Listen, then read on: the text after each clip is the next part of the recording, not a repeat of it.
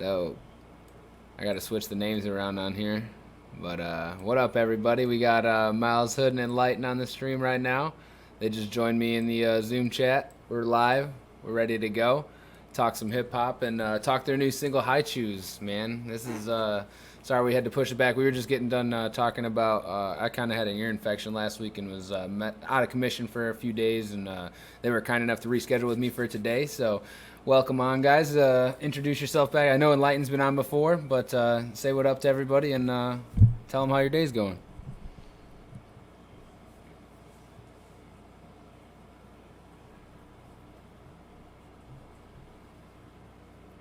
Oh, okay.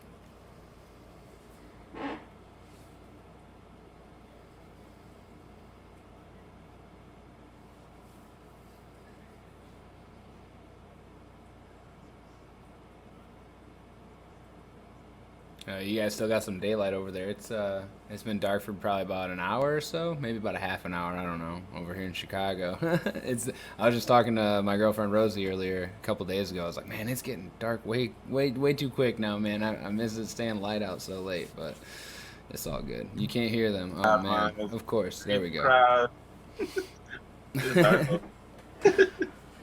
Oh, that's crazy, bro. My girl's name is Rosie too. No way. That's wild. How long you guys been together for? Like almost like 4 years now. Dang, we're coming up on 4 years in November exactly, and we get married next week. The 12th. Yeah, it's like 12 days away now, I think. Awesome, bro. That's awesome, man. Yeah, that's pretty much all I've been up to is planning the wedding and delving into that, getting things taken care of for that, and so yeah, it's been pretty exciting. Okay, where are you guys gonna get married at? We're doing it at my sister's house in Indiana. I'm originally from Northwest Indiana, probably about like an hour out of the city. She's got a house over there, and then we're gonna go to my parents, like my childhood house, to do like a bonfire and shit afterwards. Where'd Jordan go? Is he still in here? I think he disconnected. That's okay. We'll get him back in. Oh, there he is. He's coming back. What you smoking on over there? Oh, just a pre-roll right now. So I picked up some sativa. Nice. Went to the shop real quick. I just picked up an eighth, and then I was just like, all right, let me just get a pre-roll, because sometimes it's just like I just want to spark up. Yeah. I feel like. Man, the pre-rolls out here in Chicago are garbage, man. Most of them are pretty bad. It's like, all right, that was definitely shake from the bottom of the barrel. Yeah. Sometimes they be lacking on it. I know. I've had some ones where I was like, y'all could have done better. But what is it over in Chicago? Is it like recreation at any point, or? It's medical and recreational. The medical just hit in January of this year, so it was January of this year. Shit, it was medical was maybe 2 years ago. I don't know. Recreational was 2020 this year. It's been medical here for a while now. I had that backwards. It's been medical for a while. It just became recreational this year.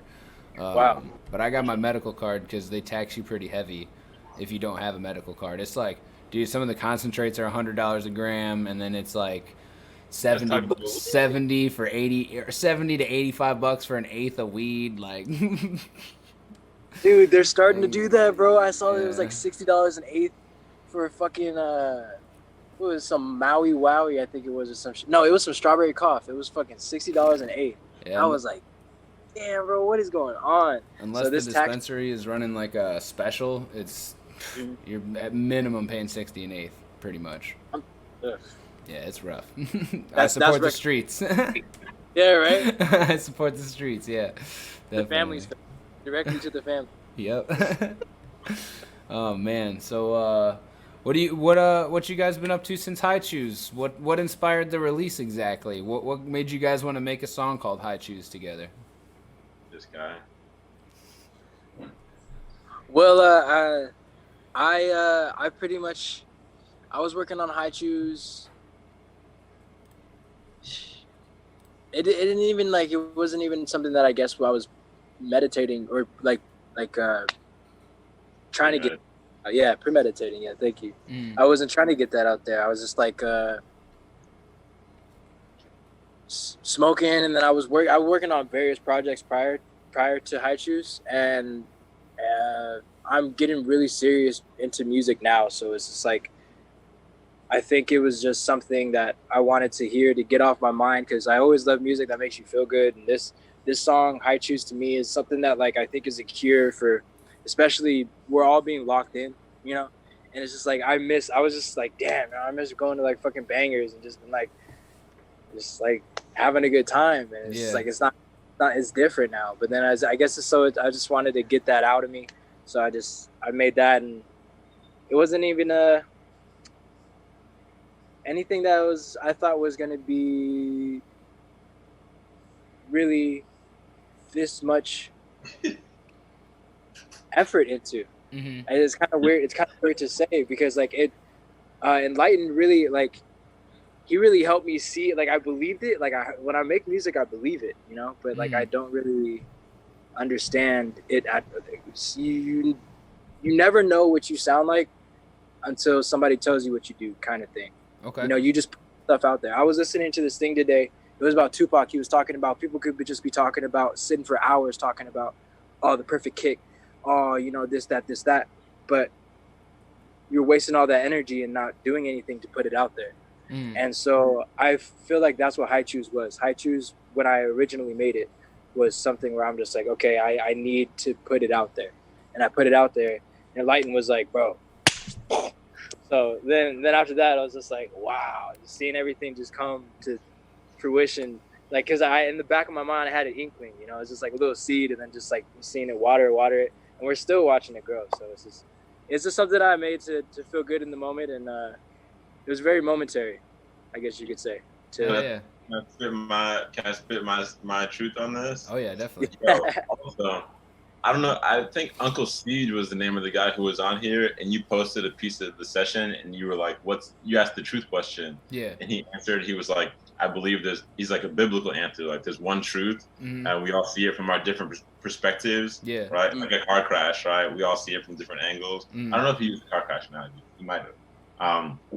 But I think that's like really cool because High Choose we're all looking at from different angles. You're like interviewer, right? And Myles Hood's the creator he produced it.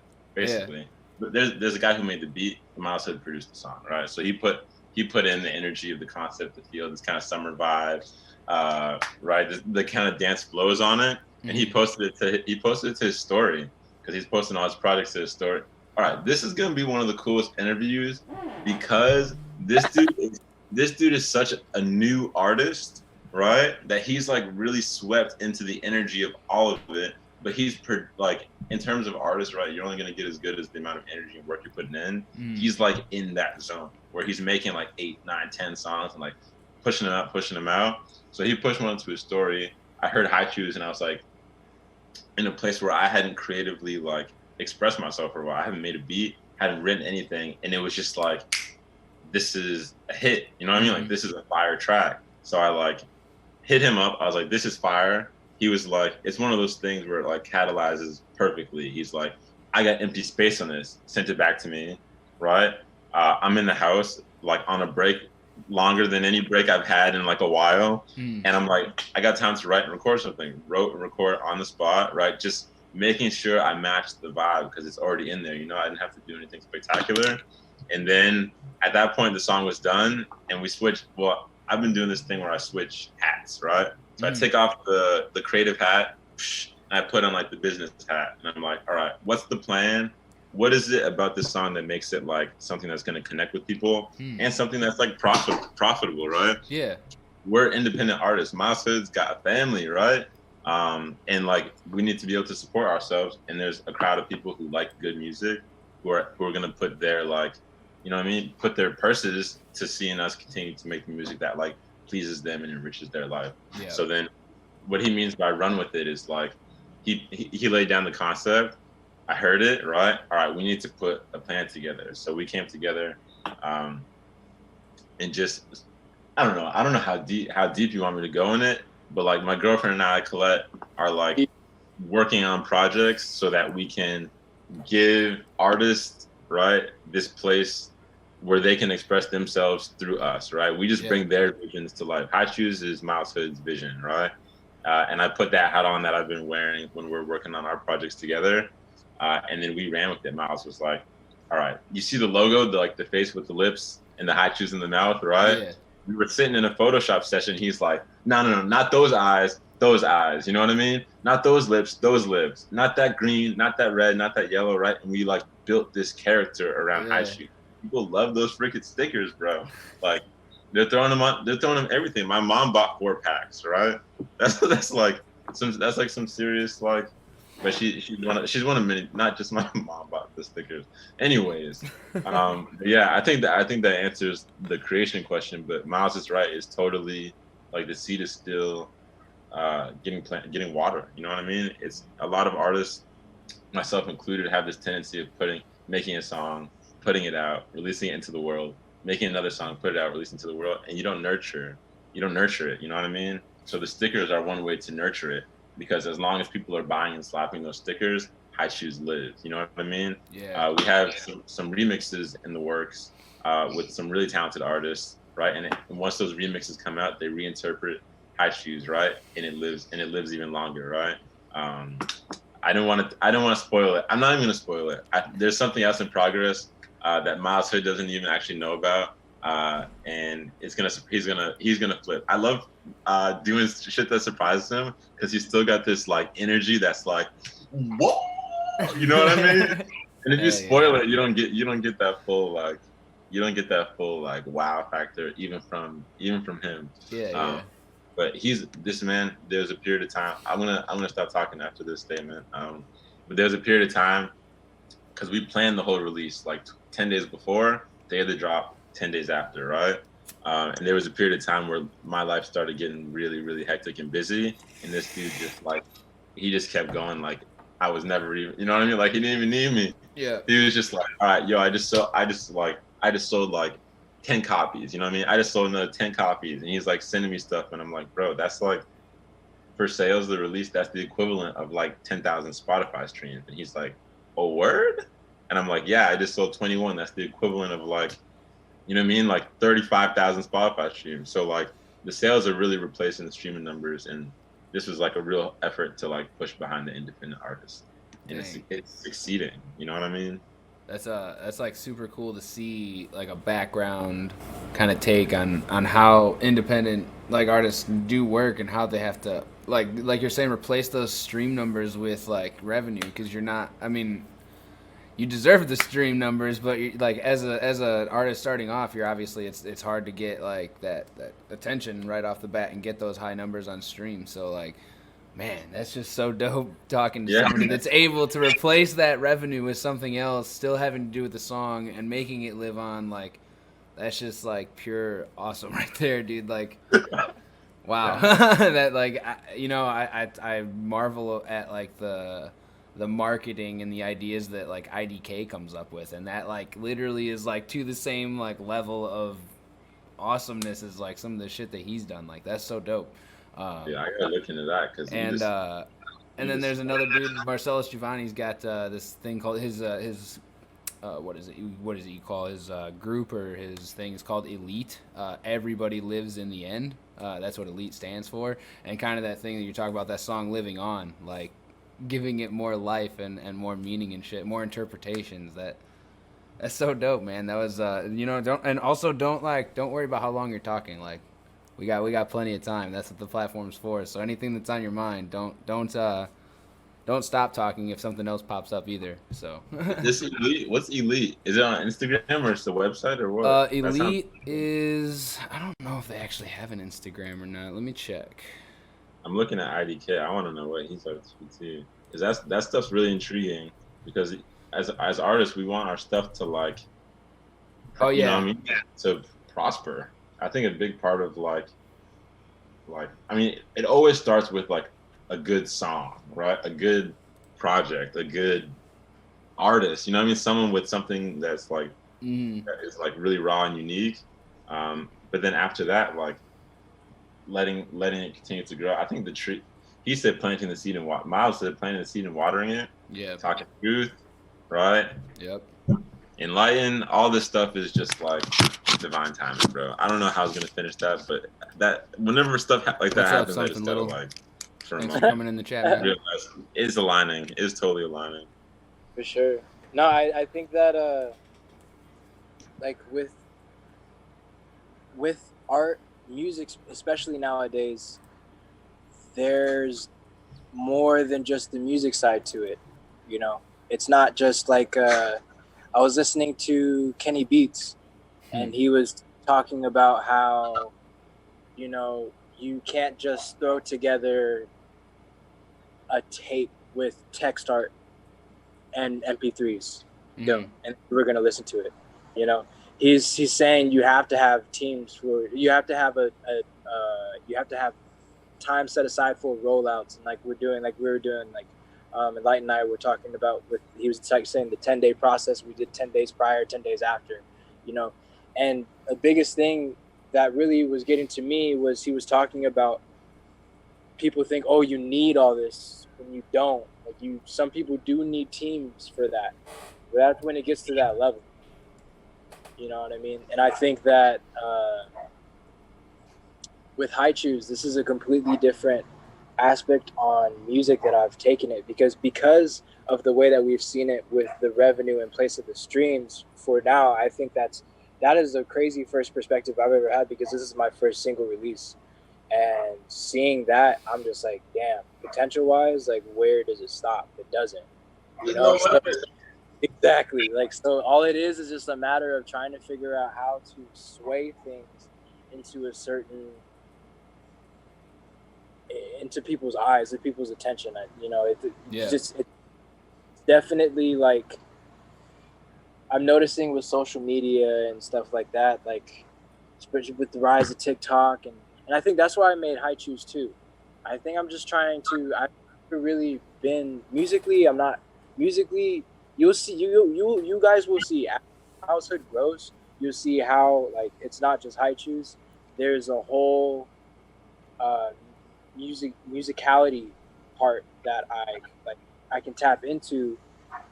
It's just I'm trying to learn to adapt to the game as it's going, you know, because I want to be successful as a musician and everything, but it's something that I've seen myself growing in for a long time. So it's just like it's crazy to be able to be here with you guys and talking about something that like I personally never thought I was going to be able to do, that I was praying about when I was like fucking 15 years old. Motherfucker. You know what I mean? So that's where I'm like, all right, okay, cool. Just fucking step by step, time by time. We don't need certain shit. We don't need this. You have it. Just tap into it and then just go. You know? Yeah. Your creativity is your biggest resource, right? Yeah. You just seen it. You made music. Handle the truth. Right? That was the seed. That was the seed, your creativity, right? The rollout, the release, as much as it feels like business and planning, it's like a creative process. How often were we in Photoshop? How often were you in a video editing program, right? You're just finding new ways to reimagine. Hey, shout out something little. Shout out Foolish. Thank you. Can I hear you? Nate? You're good. No, I can't hear you. Yeah, I was just my bad. If you guys see me talking and you can't hear me, I'm just talking to like the Twitch chat. There's like a couple people like sending messages and doing shit too, so my bad. You're good. I am still listening though the whole time. Yeah, no, that's like I think that was like the core of what I was saying. It's just like there is no limit. I think a cool thing also is like we see like what the independent artist is watching or the up and coming artist is watching is what's happening in the mainstream world, right? They're like, oh, I'm gonna create like a dance challenge around the song, right? How many dance challenges have you seen? A lot, right? Too many. A lot of dance challenges, huh? Right? They're not stopping. And then, you know what I mean? And then there's also what you see of like the artist who just posts the cover art and it goes viral, right? Like if that's all you have to reference for how to market your music, that's why a lot of independent artists are struggling. They don't realize like you get 10 photos, right? And each photo you're counting down in the description 10, 9, 8, 7, 6 because people forget the day. You can't just say, yo, this just dropping like 10/4. You know what I mean? What day of the week is that? Yeah. Like, you know what I mean? Like, but being able to interpret it with content, right? And that's like, again, big props to, I'm gonna shout out Colette like 100 times. Like we'll reinterpret it into like a making of, right? This is how we made the song content video, right? And people who haven't heard the song are like, whoa, what's this? And I'm like, you know what I mean? I don't even indulge the fact that I've been talking about it for already 3 weeks. You know what I mean? I'm just like, it's new thing, right? Because the first time you hear it is new, right? You want to like help support what we're doing and cop a copy, buy a copy, cop a sale, whatever. You know what I mean? Like buy the song. Like you like the song you want to hear, or I don't know. That's not how I say it or something, but you get the idea, right? And that's how you live off your music potentially. We'll see where it goes to, right? Because ultimately, it's just like this problem-solving process. It's like, all right, I'm gonna make a song a week. Oh my gosh, that is exhausting, right? I'm not like able to survive just by making a song a week. Something's not clicking, right? But by making a song a week, you're like, why aren't these songs succeeding? I need to do something different with how I'm like getting these songs out to the world, and then trial and error. You're like, dude, there was a point where I like had a laptop, right? And I put my song on streaming. I'm like doing the math in my head. It's like 0.0038 cents a stream. I need like 40,000 streams to make like blank dollars, right? Yeah. And I'm like, how many devices do I have to play this on repeat to get there in a year, bro? You know what I mean? Yeah, yeah. Like when I was raising money, I think I said this in the last chat. When I was raising money for my tour, I had like Napster open, Spotify open, Tidal open, SoundCloud on 3 tabs. Because SoundCloud, you can do a whole bunch of tabs. Independent artists out there who are trying to manipulate the number systems, SoundCloud is probably the easiest way to go, right? Because streams aren't paying you. Why do you got to be fair and not put your song on repeat? And I did it, like they don't pay you out for 3 months, and I did it for like 6 months straight, and I probably made like, you know what I mean, like $150 just on my own laptop. I mean, everything else in addition, telling my friends, play the song on repeat. It's like still doesn't add up for all the effort and energy you're putting in, right? Right. Nonsense. Like it's not set up for us, so we got to do something innovative. That's it, right? We can't just dance challenges might work still for independent artists. I don't know. I haven't tried it. We could do a high choose dance challenge. That's cool. Yeah, that would be that would be dope. Get that on TikTok and shit. Yeah, you know any dancers? I actually do. Damn. I actually do. Yeah, I used to work with one at Best Buy. He actually instructs. He's a dancing instructor. Like he's got some moves, bro. I might be able to hook you up with him. I might have somebody for you, man. Low key. His name's Rico. Okay, Rico. Dang, this is like a straight up like high shoes marketing session. What? Wait, Miles, write that down. Put it in the Google Doc. I got you. I was actually thinking about honestly, when I made High Choose, I was like, okay,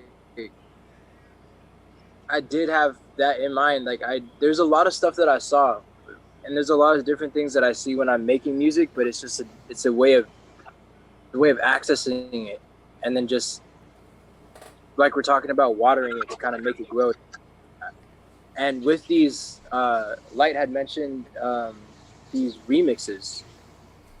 You know, that could be totally something that's a whole venture of where I've never tapped into, as far as like music realm. And there's a whole dancers, like their music, I guess, library is vast. You know, it's not just one thing. So I think I definitely thought something around like some kind of dance shit. So it'd be cool to see where that goes with High Choose. I tried to come up with some dance thing, but I can't dance, so it didn't really work. Yeah, I'm far from a dancer myself. I can't. There's a lot of head. You know what I mean? If you can get yourself to dance, you can dance. Yeah, I can't though. Oh man, I'll have to hook you guys up with that guy for sure. What Yeah.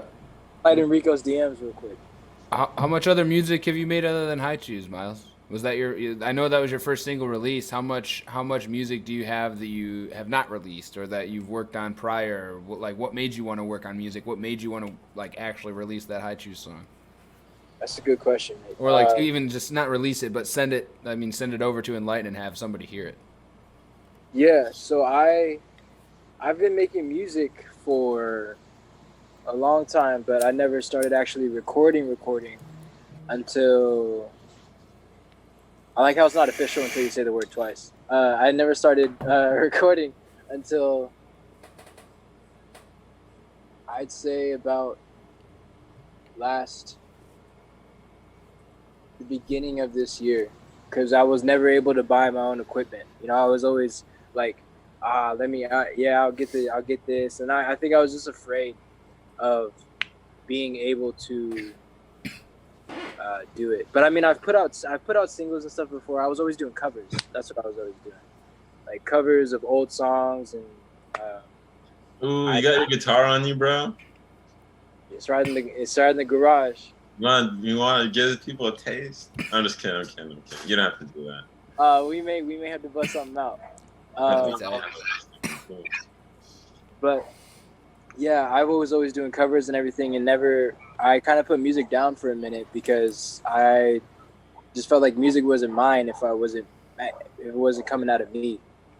Like I didn't want to keep learning anybody's songs, so I stopped making music for about like a year, 2 years. I put the guitar down, and then I got back to it.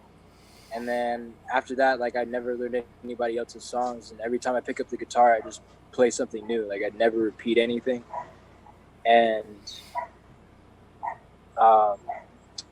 then I always wanted to, like, I naturally I sing. I never really got into rapping, and High Chews is also the first type of like rap that I'm doing. So it's like it's dope to see how this is going, because I have projects that I'm working, like they're complete. It's just waiting on like pretty much decisions between me and the partner I'm working with. Shout out Yazzle. What we're doing there, and then how because we already have like Drew? we already have like What's up, 6 Lena? songs ready to go.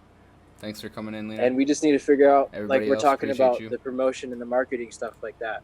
So it's but that all happened at the beginning of this year. So I never started making music seriously, recording for myself and taking myself seriously until this year, because I was able to like lock my mental down to say, if you want this, you're gonna get the shit that you need and then get it done. So I got a fucking interface. I got a little MIDI keyboard.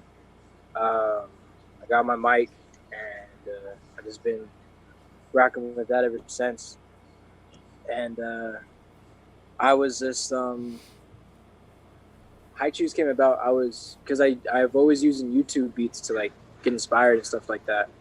And I was just looking up, type beats, and I was like Bay Area type beat, because I used to live in the Bay Area. Mm-hmm. And it was just always a vibe, and I was just always missing that. And that's where it comes back to the quarantine, the missing the party shit, because the parties in the Bay Area are crazy. I miss them. And then that came out, and then High Chews, that beat came up, and I was like, damn, this is dope. So I just started writing to it, and then I was like, okay, this has a vibe to it. And then there was a moment in time where I didn't post. I was posting so much on my story for my music, like, yo, I just made this shit, it's crazy, because I'm like, all right, I need exposure. I need this. I want the truth. Okay, you hold on. can't handle the truth. Like, I didn't feel complete when I was working on the stuff, and I stopped putting music like on my stories. Just stopped like sharing stuff for, I felt like a solid almost like couple weeks. Mm-hmm. And then that's when I wrote High Chews within that time, because Okay. I was like, let me make a song that like I like, that like not to say that I was putting the stuff out that I didn't like, but I was putting stuff out where I was like, yo, this is dope. Let me put it out there. And then I was just like throwing it out, and I never took time to kind of like water it down and grow with it.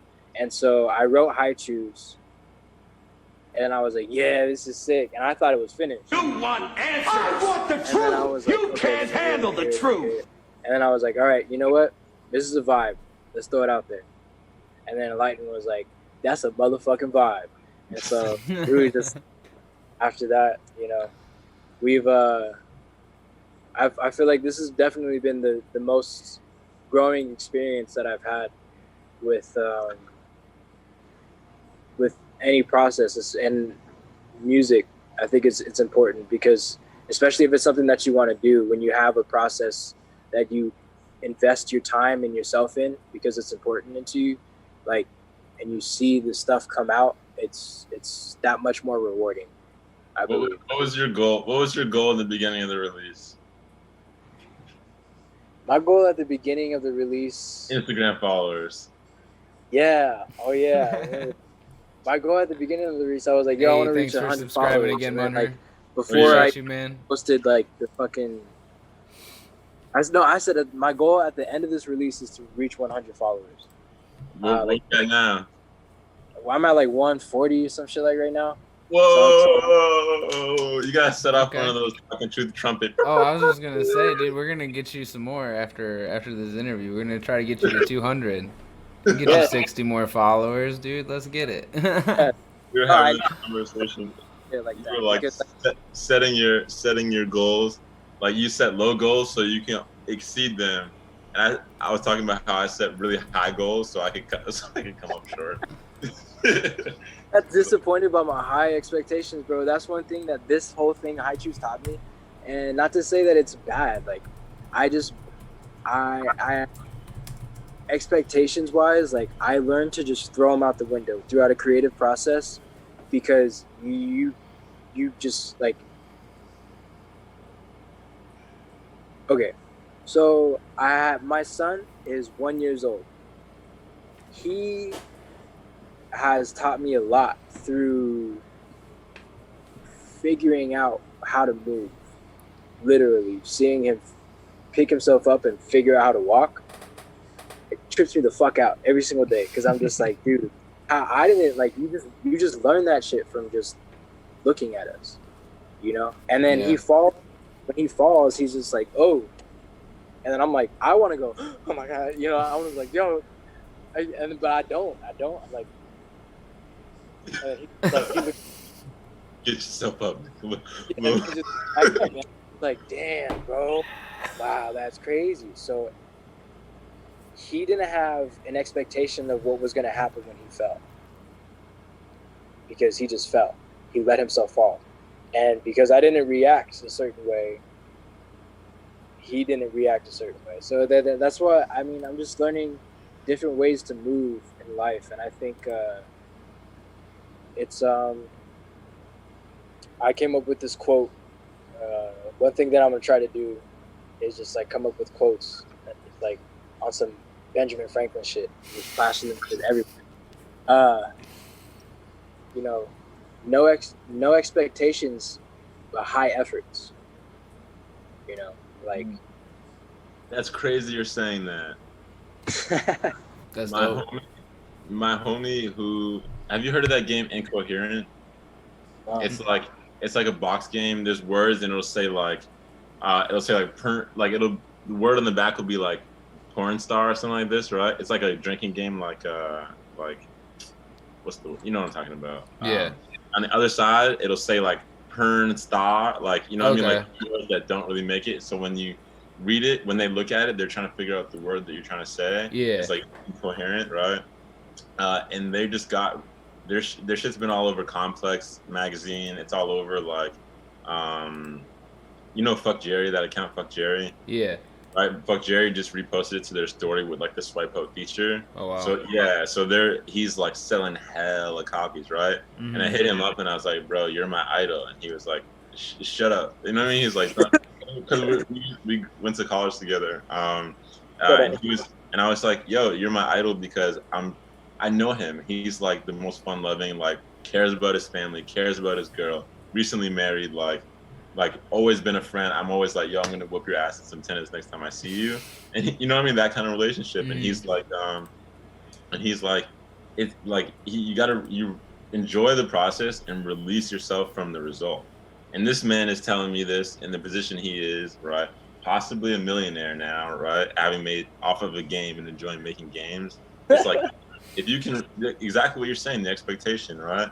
You release yourself from whatever the result is, you throw yourself into the process and enjoy the steps of the process and like really focus on the details and like really build it. So you don't know there's literally no limit at all for how far you can go.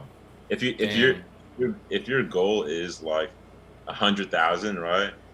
Like my dream in life. Sorry, I'm gonna stop right here. My dream in life was to live in California from the time I was 3 years old. I finished college at 21 when you're done college, and I was like, if I could live anywhere starting now at square one, I'm gonna go to California. So I like sold the shit I had, went to California, and like figured it out. But like the dream was complete there, and I hadn't considered farther than that. You know what I mean? So yeah. now what? Like a time period where I'm just like kind of lost. You know what I mean? Mm-hmm. Like in the place where I wanted to be. Like that's freaking nuts. So Yeah. I was like, all right, well, I don't know. Like years, days, and things happened, and now I'm in this place where I'm like doing a lot of things that I really love, and I'm not like somehow I'm financially stable. You know what I mean? Doing better than financially stable, right? Making smart decisions, hanging around good people, and like really lifestyle has balanced out. But I'm not reaching for like the mountaintop. You know what I mean? Like I'm not looking up there like I wish I was there. I'm just like in here like, yo, if I you know what I mean? Like I play tennis, right? If I can take one less step to get to that ball, I can move more efficiently, right? And I can waste less energy and get more result, right? I'm just like, well, me and my partner in crime here are like fine tuning the machine so that we can like. She goes, woo! Another like we're, you know what I mean? It's like we're like adventures, things like that fill your cup, things like this. You know, just a whole complete lifestyle. Yeah, right? man. Detached from the result. That's like some real enlightened shit. It's told crazy. him, yeah. I feel like expectations can completely like ruin everything. Just crush your whole soul. Like we expected to get this money from unemployment. Right. We get a call from unemployment. They're like, nah, too bad. Program's over. Fuck you. You're too late. Damn. Don't care. Don't give a fuck. Whatever. Okay, like we expected to get like 10 racks, man, and now that's just poof gone. It's like, oh man, now what? Like, and then all of a sudden one day it just showed up because we just like no expectations, man. And you're gonna be your situation is gonna be so much better, or like the outcome is gonna be perceived to be so much better because you didn't have something already like in your head. I feel like expectations have like ruined a lot of things for me recently. Like maybe not ruined, but have set me back. Like especially with Talkin Truth, I feel like expectations hold Talkin Truth back all the time. Like I had like for my first month of streaming, man, I had a phenomenal like set of numbers. If you look at numbers for like somebody's first month of streaming, like I had astronomical numbers. Like nobody whose first month should be that high. Like, but I felt like I should be like it should be more. Like I don't know. I couldn't figure out why I couldn't get more people to come back at once, or like why I didn't have like. And I'm just like, man, I shouldn't have these expectations. Like I'm enjoying myself. Just fucking let myself enjoy myself. Like I finally got something here that I can actually do and enjoy, and I'm sitting over here worried about this shit where I think I should be, and like she's like, man, no expectations, just go in and have fun. Like and it's gonna end up much better. That resonates hard. That's what comes down to. That's why I wanted to do music, and I'm sure that's why NliteN can relate. And then like Nate with you, that's why you wanted to do this because it's fun. You're getting to talk to.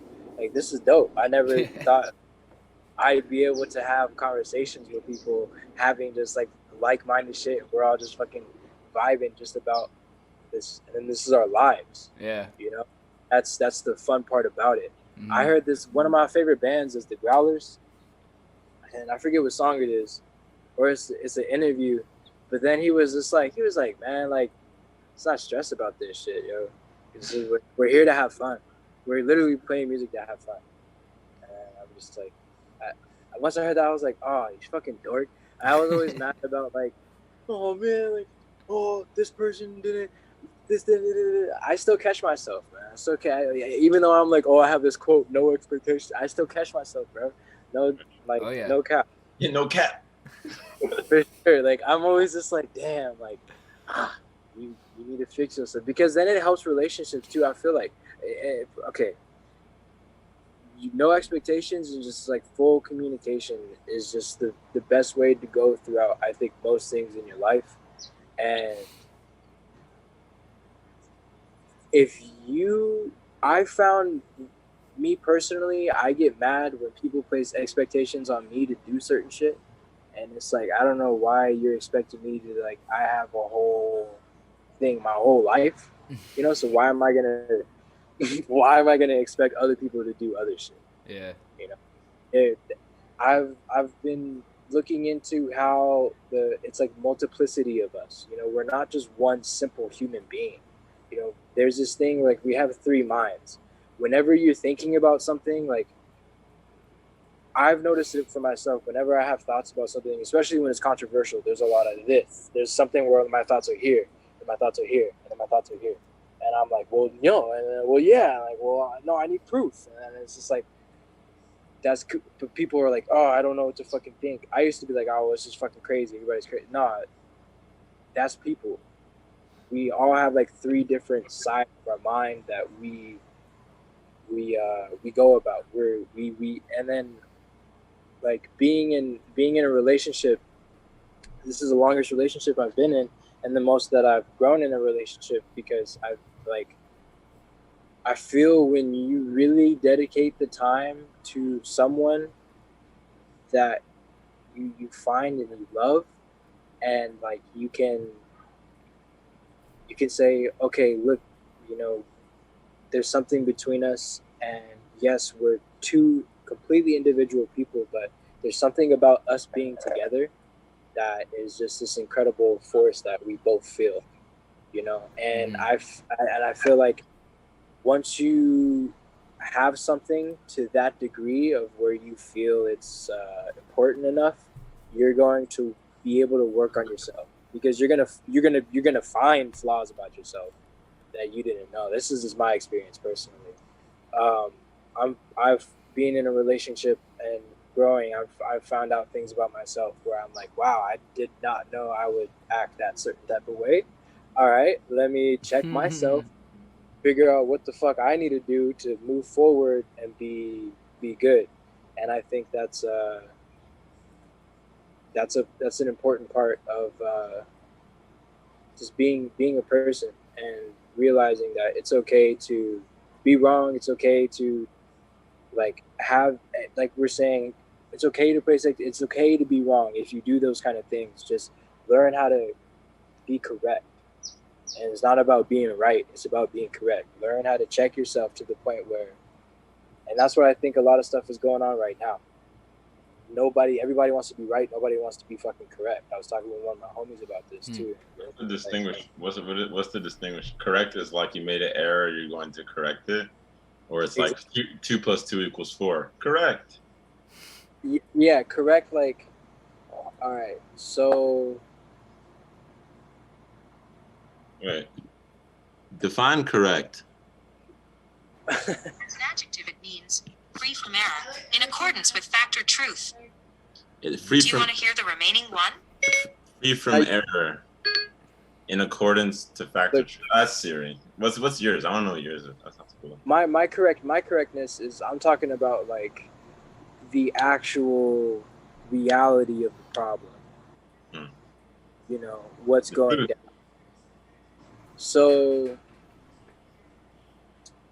the only thing I think I can relate it to that most people understand right now is that the police brutality thing, not thing, but the epidemic, the racial epidemic that's going on. Fucking police do not need to be beating down people. That's the correct response. People want to be right in saying that, well, they're right because they bring up the records about the. That's what I'm saying. You know, when Jacob Blake was gunned down, people are trying to be right instead of being correct. They're trying to be right when they pull up his records of his past and they're saying he has warrants. Oh, he was reaching for something in the car. They're not trying to. I see what you're saying. That's what I mean. So it's the denying of the reality of the situation. Ooh, can we dig into something? My perspective on this, or like my recent perspective on life. Oh yeah. Yes, You guys watch Naruto? I've seen some of it. Damn. There's a character named Jiraiya who like goes around the world and writes books. And his goal is that at some point in the world there'll be peace and understanding. People will be able to understand each other, right? And I think like understanding is a focus that I've had really highly recently, right? There's like being right, like Jacob Blake is this or that, or you're talking about. All right, I'm gonna set a scenario. It's a conversation between two people on either side of the Jacob Blake case, right? One's talking about facts that they believe or they know to be true or false, their experience. The other person's talking about facts. They're like, whatever the contrasting is, right? Innocent, guilty, deserved to be shot, didn't deserve to be shot. That's the conversation happening, right? And they're debating, like both of them are right or wrong, right? And they're like going back and forth about who's right or wrong, but neither person's actually trying to understand the other person, right? So it's like like a white person and a black person talking about police brutality. It's like I understand that growing up in a community where the police are profiling and picking up on people that look like this for a certain reason is happening. You know what I mean? I'm telling you that I am aware of it, that is happening. I'm not denying you that fact about your own life as you're telling it to me, right? And then the black person to the white person or whatever the conversation, you know, that black and white is pretty easy to define there. You know, like I understand that you come from a place of privilege where you don't have to experience these things firsthand because the cops are looking out for your own rights and they are protecting you. But my truth, right? And my truth, right? So if that conversation is to go down instead of Jacob Blake is guilty, right? Jacob Blake isn't guilty. This is why. This is wrong. This is his past. These are all peripheral to us understanding each other and growing together, right? Because if we can understand each other, then we can tell people our perspectives, and if we do that for people, human nature is reciprocity, right? If we can continue to do that for people, then at some point in the future, they will do that for us, right? Or, you know what I mean? I don't even know what the other or is. Or they don't, and we choose not to associate, or we choose like to try to continue to teach, you know what I mean? Or we choose to try and continue to understand and learn. But I'm under the impression right now that understanding is definitely the window to being understood, right? And being patient with people and being respectful to people and keeping an open mind that the world isn't something that you already understand, but it's continuing to like grow from the center and expand out wide. Yeah. That's where I'm at. That's a mature response. Yeah. Right. Because you have to realize it's like, you know, that's what growth is. It's becoming mature, and that's what you want to see. You want to see everybody grow and do well. Right. If that's your heart. Some people don't want that, and that's what sucks.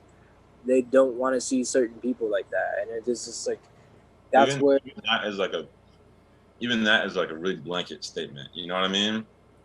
I want you to pick that someone in your mind. You know what I mean? Some people don't want this. You know what I mean? Pick that one person in your mind that you're talking about when you say that. Oh, Nazi fucking racist, bro. Nazi racist, right? Oof, right?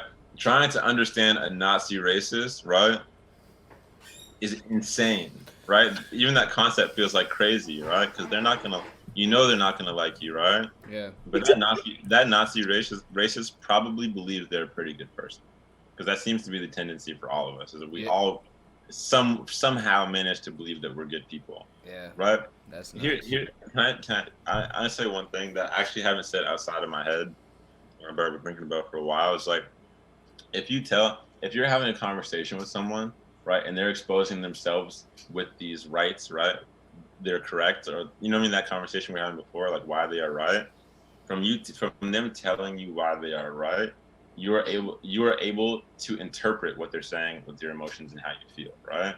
So like they're telling you it's right to be to be able to like, you know what I mean, kill a certain kind of person because that person is a savage and uneducated, right?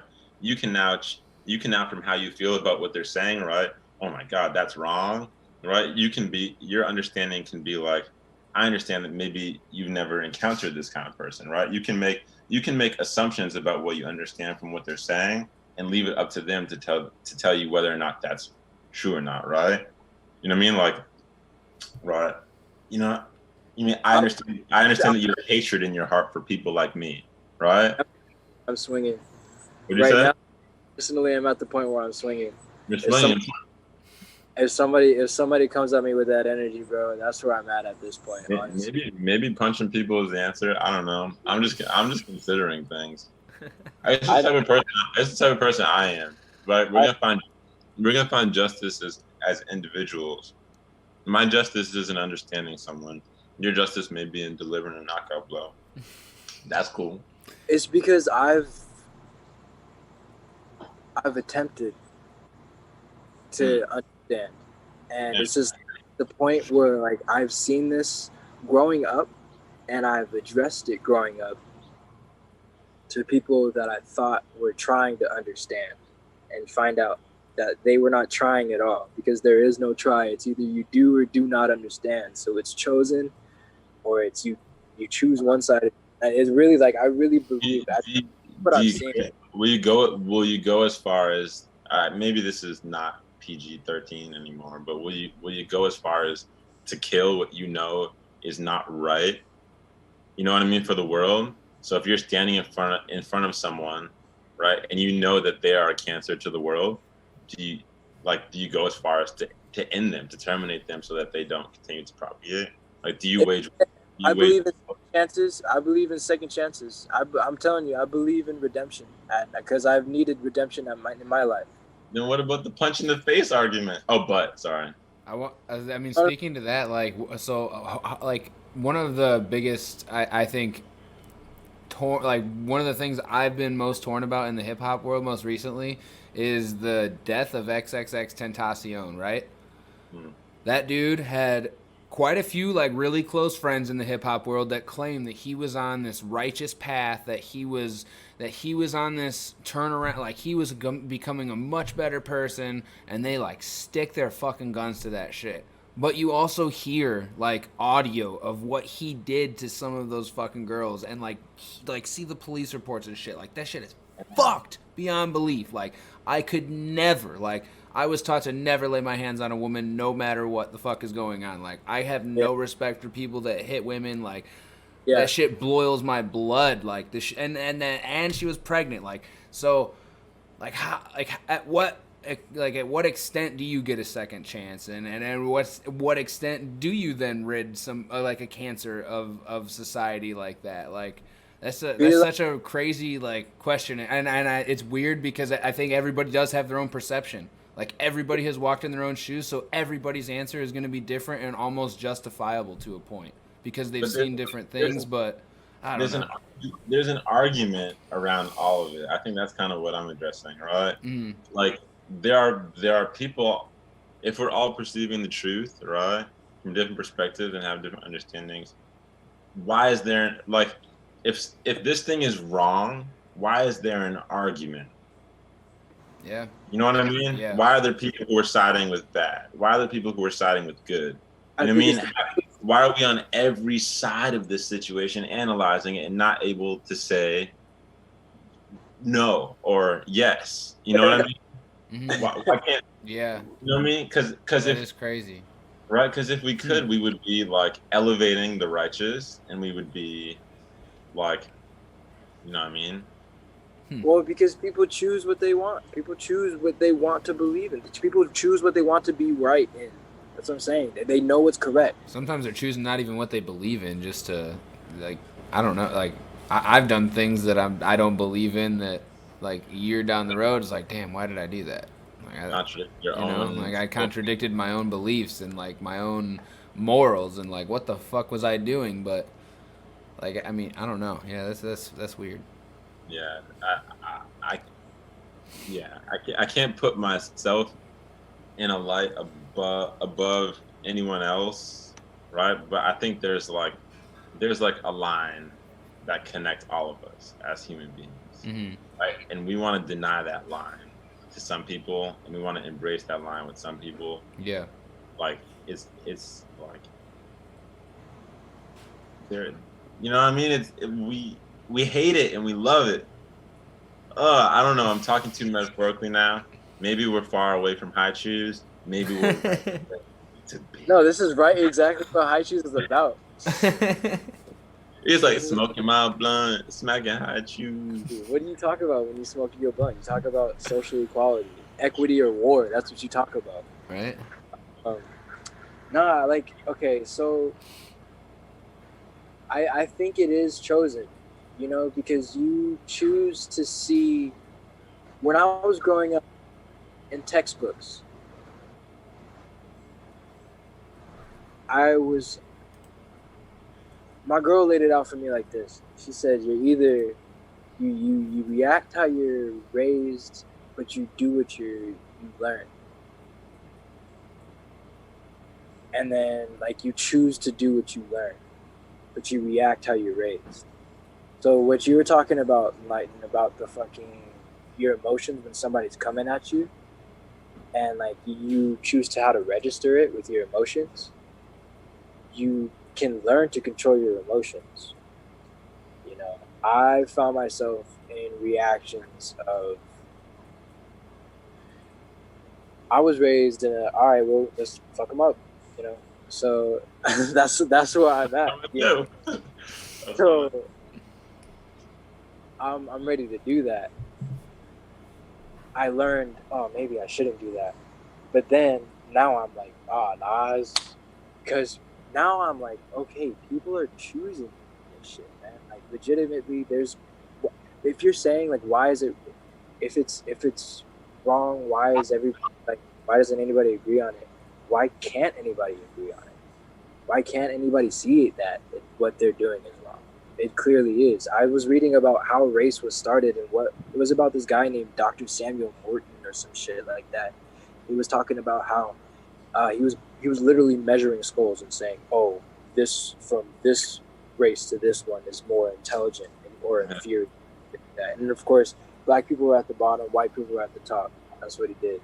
And then he had, you know, and then it was degrees upon that. But it's just like that's what's getting pushed, you know. So I think that was getting taught for a minute, and then it's crazy, especially seeing Trump. I was starting to read this book called On Tyranny, and it's about basically how dictators rise, and you know, Trump is just doing it. Trump is following the exact like fascist fucking Nazi Germany shit that he's doing. Germany used to be a democratic state, used to have a democracy. So when Hitler came and just like knocked everything out, he just slowly, just step by step was doing that. And then Trump is low-key doing the same shit here. You know, taking out the fucking, history's bound to repeat itself. So that's why I say it's about taking sides. So there's a civil war I really feel like it's about to happen. And it's been happening to a certain amount of people. There's a lot of people who are waking up now to what's actually been going on. And I don't know why anybody can't agree on the correct thing. But for some reason, people just want to be right about a blue line. And it doesn't make sense. There's not even a fucking blue line. You know? And nobody cared about fucking what life mattered until people said... Can I interject? What's up? Just real quick. I think ultimately we have like an image of our ideal selves. You know what I mean? We all have an image of like the person that we are, and then there is the person that we are right now, right? And when people put our ideal selves into question, then we feel like really combative, right? Mm-hmm. So there's like the person who cares. You know what I mean? It's like ultimately, I feel like we're all trying to push humanity in a direction, right? Mm-hmm. We're all trying to push each other towards like peace or understanding or like, you know what I mean? Like we're all trying in our own way to push so that in the year 3000 we're like way more enlightened than we are right now. You know what I mean? Like we're all trying to cut those things out of ourselves, and we're all trying to cut them out of our loved ones. We're trying to cut them out of our friends. We're trying, you know what I mean? Those aspects that we just like no, right? That is not the it that we feel like we should be going as a humanity, right? And now we're in a place where we're all like super tight knit connected, right? Like everything that happens is exploding into everyone's awareness, right? And we're like, we want to cut that shit out of the people that we want in the future. We all have kids, right? We're imagining grandkids, some of us, grandchildren, some of us, right? We're imagining generations, and we want these things not in society, right? Mm-hmm. Yeah. And so when I think in that case, it's like it's up to us. Like there is an argument because it's up to us ultimately, right? And there's like a majority of people who feel this way, right? And a minority of people who feel this way, right? And I'm not talking about color or skin or gender or anything like that. I'm talking about thought, right? And even if it's big, right? It's a tug of war, right? Because all you got to do is pull enough of this big to make it small, right? And then people say, whoa. And some people go, I'm going to the side that's winning. We know those people, right? And then this side expands, right? And then this becomes literally infinitesimally small, right? Until there's one person that doesn't believe what we think is the decision that we want to make. And then we nix that person. Or in the case of like, you know what I mean? The resilient person, the person who has an idea that they believe wholeheartedly, right? Even when they are the one against the many, they are fighting for that idea, that concept that they know for a fact, right, is the right thing, and then they convince, right? I think the reason we idolize Kanye is because everyone tells him, no, right, that's stupid, that's dumb, and then he does it anyways, and then it's really cool, right? And so we attract to that kind of quality, and we attract to that kind of quality in like people, politicians, coaches, you know what I mean? All these aspects of life until that person who believes so resiliently. This is like, I guess, people should watch Naruto. He's like the ideal person who has this idea. He wants to bring everyone together, right? And he's not giving up on his belief to be the person who leads people. And he's like, has no reason to believe that he can bring everyone together because everyone hated him, basically. You know what I mean? Like everyone, because he had these demons. And this demon destroyed the world, and he's using that power to like connect and bring everyone together, right? Yep. It's like if we all so resiliently wanted to bring each other together through our own demons, through people telling us that they hate us, right? And we still want by goal to connect and like further and bring about peace and things like that, right? That's like, you know what I mean? I think that's an ideal, right? We're currently in the reality of the world as it is right now. Yeah. Right. Yeah.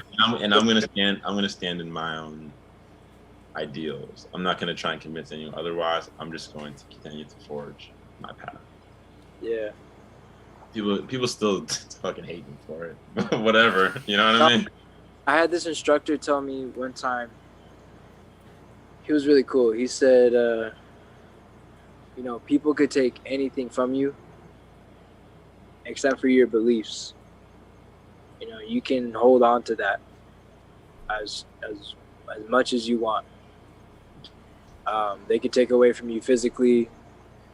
They could take away from you fucking emotionally, but like the belief factor of what you truly believe, if you have enough power in that, it's untouchable. And I think that's an echoing thing that happens throughout life that I reflect on, where I'm just like, okay, all right, what do I believe in? I just have to check my beliefs. And sometimes like you're saying, Nate, you did stuff where you were like, oh shit, that went against my beliefs, and it was like, well, then you question your beliefs because everything deserves to be questioned. Everything deserves to be questioned. It's not like everything's solid, concrete, and that's what I think is the problem. People think, oh, police are here to do their job and they're protectors of the law, so that's what they do. Obviously, what are you kidding me? That they go, they kill the criminals. Yeah. What are they? They're killing innocent people. All they, like you were saying, NliteN, all they do in my community is take the bad guys out. We just have little donut parties for the kids. They do little Halloween candy drive-throughs for the children. The police are, it's like, shut the fuck up. Do you know what happens? Hey, bro, you're in Chicago, bro. Like, that fucking dog, I can't even. Oh, it's bad, bro. I make sure to tell every police officer that I see that they're on the wrong side of history. They are not welcome here. There's not a single officer that goes past me that doesn't know my frustration. So it's ugly out here, man. They're brutal as fuck. They don't give a shit. They will beat. They snatched my friend out of the front lines of one of the protests, man. He got thrown in jail for literally exercising his First Amendment fucking rights. Like, it's fucked up, man. I have no respect for any police, or I believe the badge to the core is just like a terrible thing, a racist thing. Like, they were originally formed to fucking catch runaway slaves, bro. Like, and I'm a full believer in energy and like traveling through generations and shit. And like every single police badge, bro, has this negative energy. Like there's no badge in the world that's worn by a cop that doesn't have that negative racist energy. So you could have the most polite human being in the world with the best intentions, bro. He's like the best fucking person in the world, and he puts that badge on, bro. Automatically bad cop, bro. There's no such thing as a good cop. It is systematically impossible. I hear you. It's just yeah, man. It's frustrating, like trying to convince people, because I still got like family members and shit that, well, I just don't believe that. You don't believe in the color green either? It's just a fact. You can't not believe in it. You like don't use that language with me. You can't not believe in it. It's not something that you do or do not believe in. Like, it is just a factual thing. Police are systematically racist. That's a fact. Like, the craziest part is, like, all of us have racists in our family. Yeah. That's true. And, well, I think also, like, racist is like a term that has, like, taken off, too. Like, I feel like there's some people that are insensitive and, like, like that can be educated that maybe shouldn't necessarily be labeled racist. Like, labeling people racist is like a little extreme sometimes, in my opinion. Like, there's some people that say some insensitive things and maybe should be like taught a little bit, but a simple education could like improve. And I don't think people that could be taught with a simple education should be considered racist. There's some people that say some fucked up shit, and yeah, there's some racists out there, but it's a learned thing though. That's what it is. It's definitely. Not. It's learned generationally, bro. My father, I was grown in a black household, man. I was saying racist shit against black people in a black household, and I'm just like, yeah, definitely, like, definitely. I know people are like, you can't be racist if you're black and everything, but you could say prejudice and everything like that. You could say it like there's lines that are crossed, Yeah. And it's because it's learned. It's through generational shit. I went to this fucking thing, this place, bro. My childhood got snatched. So I went to not literally, but I went to this place. It's called Charlie Brown's. Me and my mom and my brother used to go there when we used to go on like trips, and it was a place that was cool. It was like a farm place. They had like dinosaur fucking what's it called? Like statues, and it was just like a road trip destination. It was like, oh, go to Charlie Brown's. And there'd be a bunch of crazy ass snacks and like, those big things where you like, oh, scoop as much as you want, put it in the bag type shit. So it was really cool. And then I went there. Went there 2 years ago with my brother on a trip to go see my mom. And it was just me and my brother. Man, I'm going through this fucking place, dog, and like I see this, and I'm like, oh, Charlie Brown's, bro, wow. damn, I haven't been since I was like fucking 12 years old. Man, I miss this place. I'm gonna get some of that candy they had. There's some crazy ass candy. I'm gonna go get. So I went in there, and then I was going through a lot, and then I saw this case, and then it was like jewelry, and it was like antiques and everything like that. I have these pictures somewhere. It was like it was a picture. It was a ring of a black caricature that said "Coon Eating Chicken Club" with a black caricature with like straight Sambo looking shit, and I'm like, huh? And I see that, I'm like, what the fuck, bro? Are you kidding me? And then I'm like, wait, whoa. And I take a step back and I look up above the register, antique collectibles. It's all racist fucking shit. Like, remember story of OJ? Yeah. Type, but he was, how that shit was drawn and everything like that. Like, fucking straight, just racist fucking caricatures all over it. And it was like antique collectibles. And I'm sitting there like, bro, what? So that's a learned and chosen thing to do, because that is antique history. Antique, they call it antique, is known to be proven and wrong. That is just fucking straight out racist. Yeah. And they're selling merchandise and memorabilia, they're calling it. And it's like, dude, what the fuck? No, people are choosing sides. They clearly have chosen sides. That's what I feel like that badge indicates personally when I see that. I have friends who, like, I was like, damn, bro, like you're saying, I was like, damn, we're cool. We've gone to school together. We went throughout the whole course of school together. You chose to be a cop. I'm sorry, dude. I cannot rock with you anymore. You were a cool person. I got to peace out. Someone is somewhere laughing because everyone is like fighting each other and they're benefiting from it.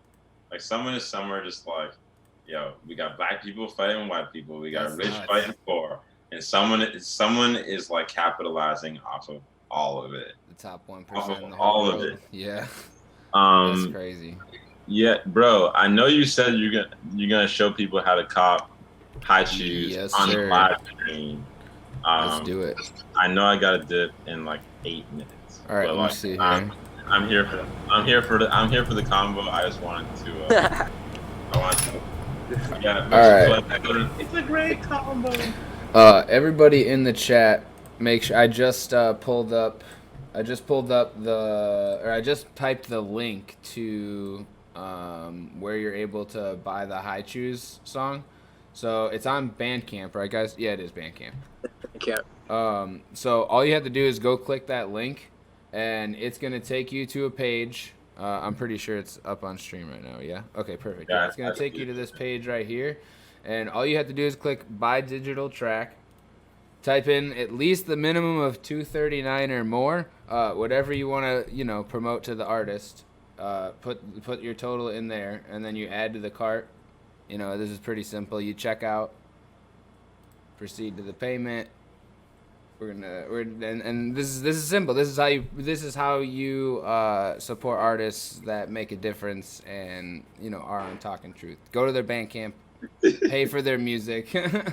They're like, nah, pay more for their music than what they asked for too, because it helps with making more music. So, and hit us up, yo, if you or a dancer. We did it $2.39 because that's the price of High Chews. We figured, it's a little different flavor. That's High perfect. Chews, a little sweetness, If you want NliteN was saying, we have those sticker packs.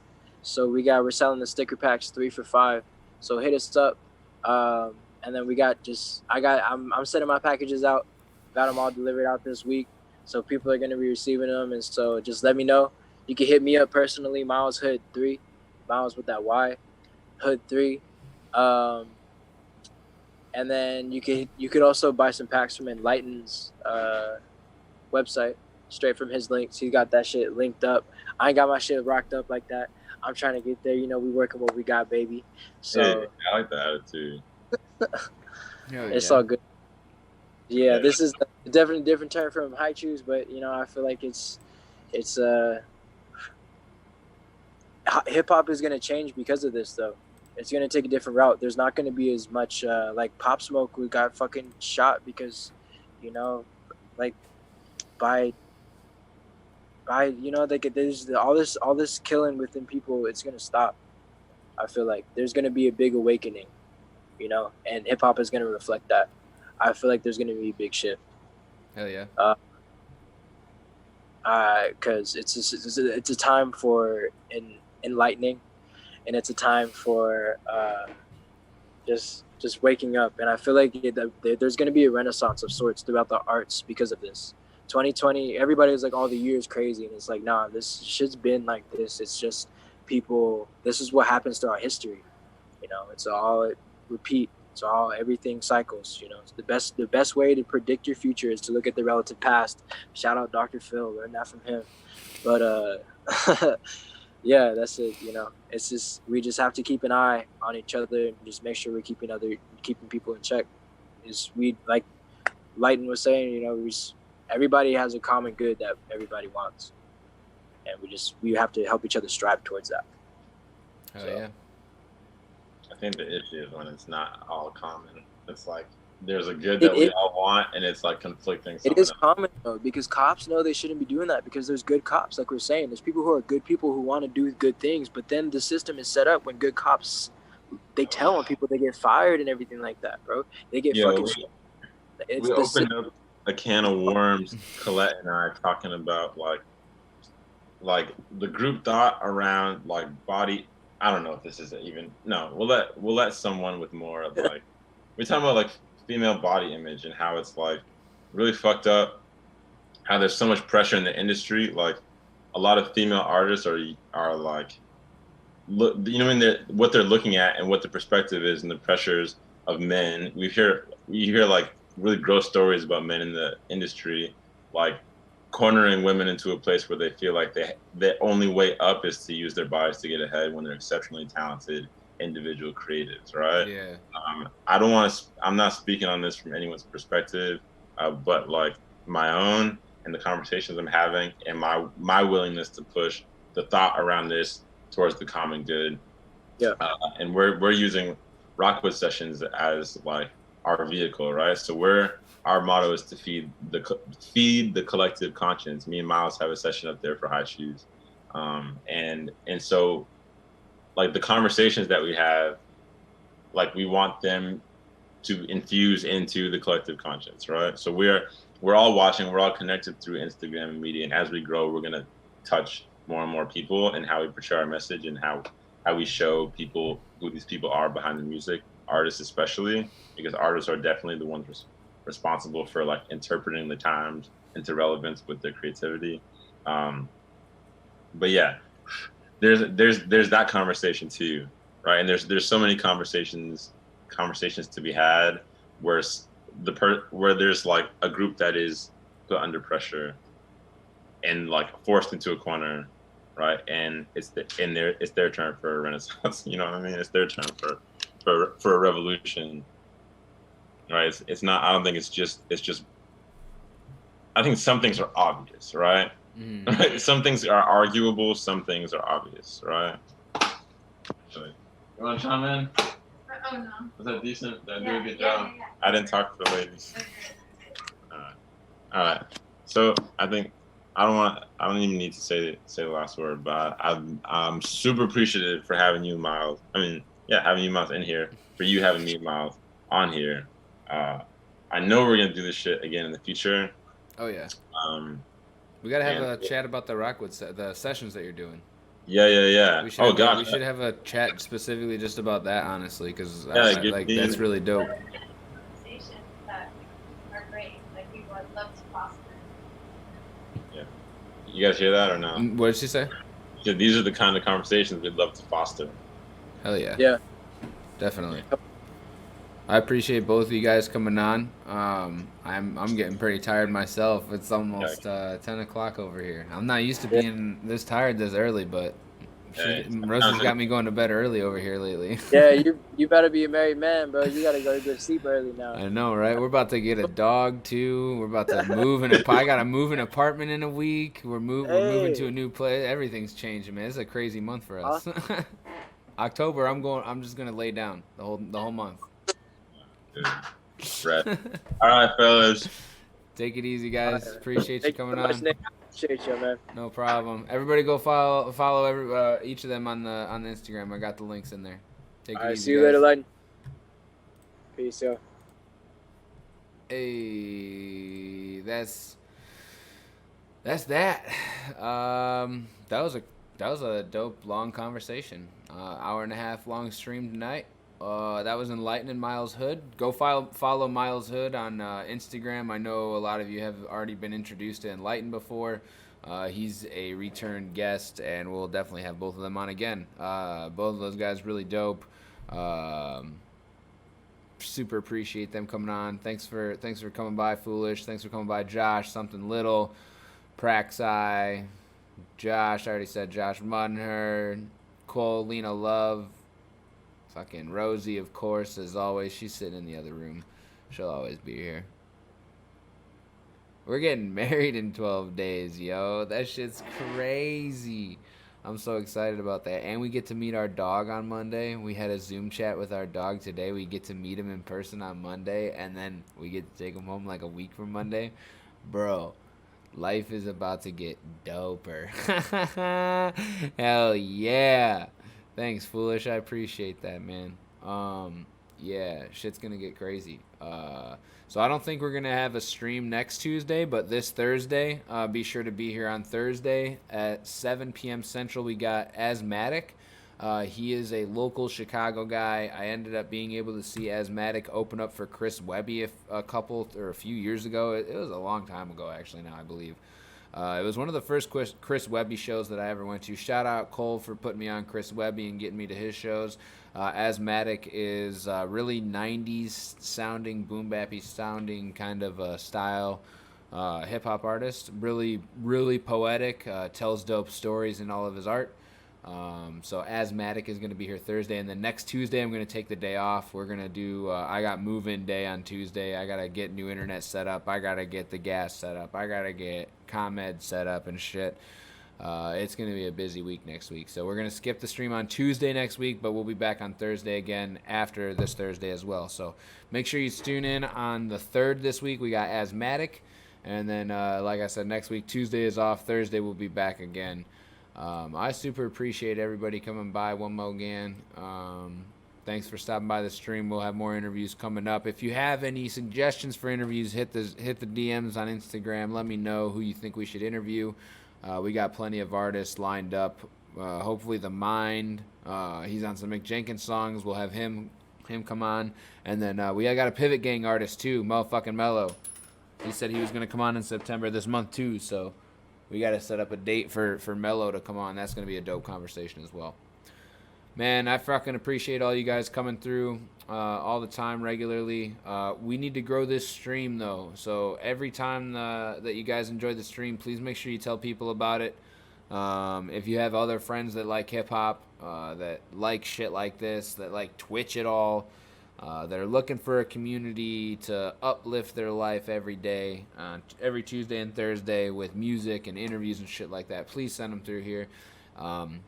I know I had some expectations for this stream. I'm going to try to get rid of my expectations. I really want to have just a lot of fun on this, but I do also want this to get big. I do want to impact some people. I want to send a positive message to as many people as I possibly can. I really think my platform is a great way for people to heal mentally through music. So if you know anybody else that appreciates hip-hop music in any way, shape, or form, please send them to this platform. Please let them know we stream every Tuesday and Thursday. We're going to be talking about hip-hop music that changes your life for the good and in a positive way. I love y'all. We're going to peace out for the night. I'm fucking beat. We'll see you on Thursday. Thanks, everybody.